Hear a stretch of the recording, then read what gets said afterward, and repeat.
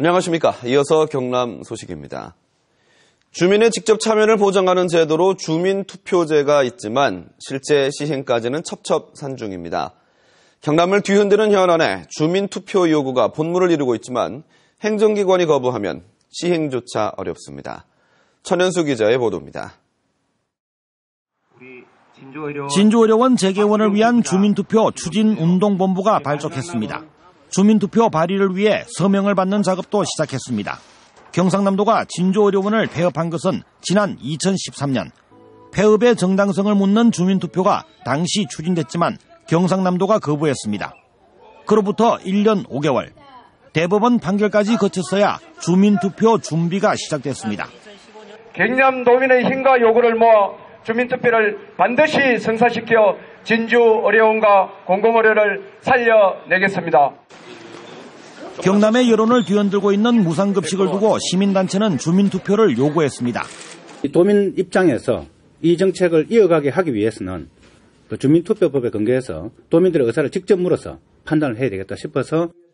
하지만 홍준표 지사는 무상급식 문제는 주민투표 대상이 아니라며 거부의 뜻을 분명히 했습니다. 의회 의결사항이고 대의제에 대한 부분이기 때문에 무상급식 주민투표에서는 아예 대상이 될 수 없는 사항입니다. 거창군에서는 구치소 설치를 두고 주민투표 요구가 나오고 있지만 거창군은 대상이 아니라고 이미 밝혔습니다. 결국 주민투표를 시도하려면 1년 이상 걸리는 법원의 판단을 받을 수밖에 없습니다.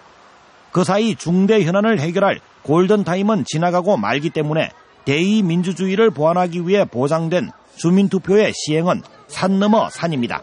KBS 뉴스 전현수입니다. 창원시가 2025년 장기발전 계획을 마련하고 있는데요. 내용을 살펴보니 허황된 내용들이 많아 준비가 부실한 것이 아니냐는 지적이 나오고 있습니다. 보도에 박상현 기자입니다. 창원시가 지난해부터 1년 동안 준비해온 2025년 장기발전 계획입니다. 10년 뒤 미래 모습을 그리는데 중요한 변수는 바로 목표 인구. 창원시는 2025년 인구를 150만 명으로 잡고 있습니다. 창원시의 현재 인구는 107만 명으로 10년 안에 43만 명이 늘어야 하는데 해마다 3.4%씩 인구 성장이 있어야 합니다. 통계청의 인구 성장률 추계치와는 10배 이상 차이를 보이고 있습니다. 일반적인 저희가 낸 경남의 이동률이라든지 이런 걸로 비교해봤을 때는 분명히 말씀하신 대로 그렇게 가능할 것 같지는 않아 보이는데. 보고서가 창원시의 미래 구상을 얼마나 충실히 반영하고 있는지도 의문입니다. 창원시는 최근 광역시 추진을 본격화하고 있지만 보고서 130여 페이지 가운데 광역시에 대한 부분은 불과 2페이지에 그치고 있습니다. 또 다른 역점 분야인 관광도시 전략도 부실합니다. 목표 관광객은 1,000만 명이지만 유치 전략이나 과제는 사실상 없습니다. 관련 전문가 시민 의견 과정을 거쳐가지고 아직 확정이 안 됐기 때문에 그런 부분을 좀 더 보강해서 계획을 만들도록 하겠습니다. 창원시의 2025년 장기 발전 계획은 이달 말에 확정됩니다. 장밋빛 청사진이 아니라 구체적이고 실천 가능한 전략이 포함되어야 한다는 지적이 일고 있습니다. KBS 뉴스 박상현입니다. 전국에 인플루엔자 유행주의보가 내려진 가운데 독감 환자가 크게 늘고 있습니다. 특히 개학 후 학생들 사이에서 독감 바이러스가 빠르게 퍼지고 있습니다. 황현규 기자가 보도합니다. 초등학교 1학년인 이 어린이는 이틀 전부터 기침을 하고 열이 오르기 시작했습니다. 가벼운 감기로 생각하고 병원을 찾았다가 독감 진단을 받았습니다. 학교를 가야 되는데 일상생활이 어려워서 가지도 못하고 입원 치료 중입니다. 이 아동 전문병원에 입원한 환자 50명 가운데 독감 환자가 30명이 넘습니다. 개학 후 면역력이 약한 학생들 사이에서 독감이 빠르게 퍼지고 있습니다. 질병관리본부 조사 결과 지난달 마지막 주 기준으로 외래 환자 1000명당 7살에서 18살 사이 독감 의심 환자 수가 38명으로 가장 많습니다. 9살 이하 고위험군 어린이가 독감에 걸릴 경우 폐렴 등 합병증으로 이어질 수 있습니다. 38도 이상의 고열을 동반하면서 기침, 콧물, 특히 복통까지 동반할 경우에는 인근 병원을 꼭 찾아서 독감을 진단을 받아서 독감에 맞는 치료를 꼭 받으셔야 됩니다. 독감 바이러스는 분비물을 통해 쉽게 감염될 수 있기 때문에 기침을 할 때 손 대신 화장지나 옷깃으로 입을 가려야 합니다. 또 늦었더라도 독감 예방접종을 하고 손을 자주 씻는 등 개인 위생에 주의를 기울여야 합니다. 질병관리본부는 독감 환자 수가 이달 중 최고조에 달한 뒤 4월까지는 독감이 계속 유행할 것으로 전망했습니다. KBS 뉴스 황현규입니다.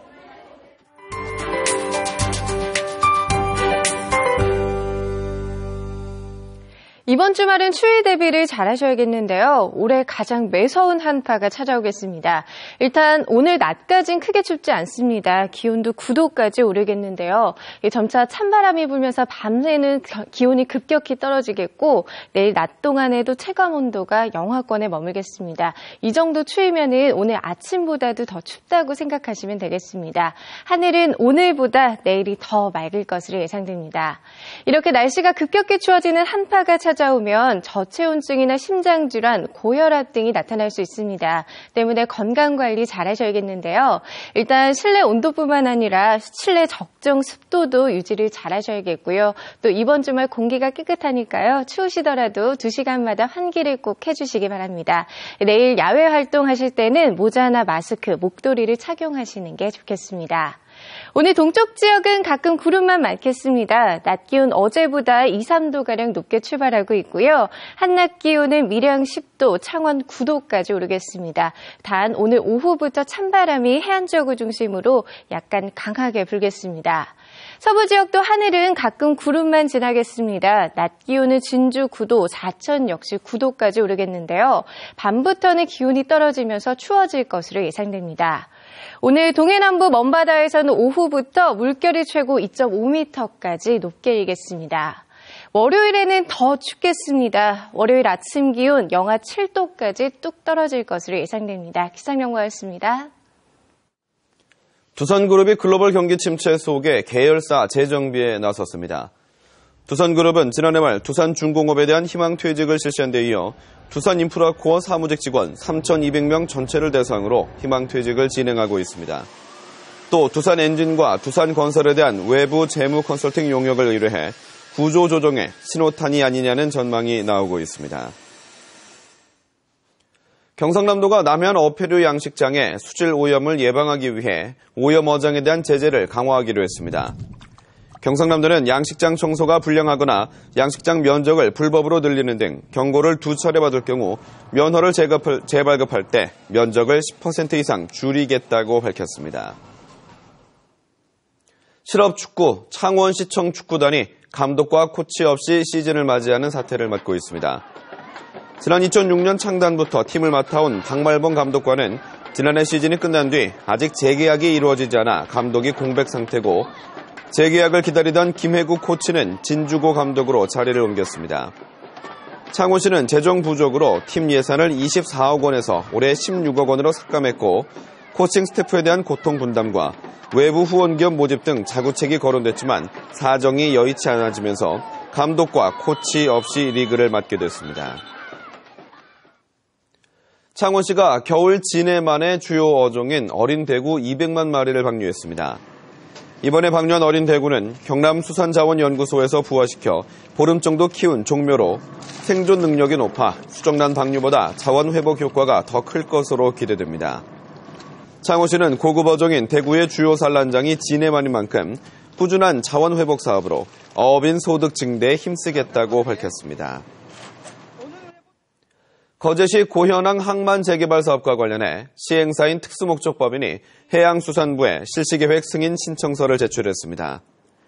거제시는 환경과 재해, 교통, 도시계획 등에 대한 검토를 거쳐 사업 승인 여부를 결정한다고 밝혔습니다. 고현항 재개발 사업은 오는 2019년까지 약 2조 원을 들여 항만 기능이 쇠퇴한 고현항 일대를 사계절 체류형 해양 문화관광 도시로 만드는 사업입니다. 하동지역 특산품인 친환경 녹차가 처음으로 몽골에 수출됐습니다. 하동군과 화교농협은 지난해 11월에 계약한 친환경 녹차 티백 등 500상자 2만 달러 상당을 최근 몽골 현지에 수출했다고 밝혔습니다.